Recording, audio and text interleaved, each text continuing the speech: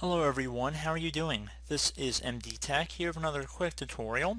In today's tutorial, I'm going to show you guys how to reset the Google Chrome web browser back to a default state. So this should hopefully be a pretty straightforward tutorial, and without further ado, let's jump right into it. So this process is going to reset your web browser without removing history, cookies, and whatnot, but it will restore your settings back to default. So we want to start by opening up the Google Chrome web browser if it is not already open. And now you want to go up to the top right and left click on the menu icon. Once you left click on it, then you want to go down and left click on settings. Now you want to scroll down on this page until you get to advanced and left click on that to expand that. And now scroll down again until you get to under reset, restore settings to their original defaults. Left click on that.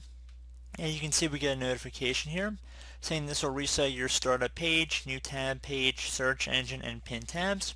It will also disable all extensions and clear temporary data like cookies. Your bookmarks, history, and save passwords will not be cleared.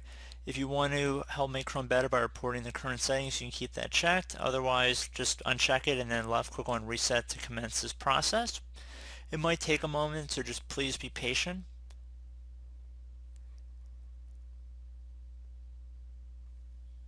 And once it's done, I would recommend restarting your web browser, and that should be about it. So I do hope this brief tutorial was able to help you guys out. And as always, thank you for watching, and I look forward to catching you all in the next tutorial. Goodbye.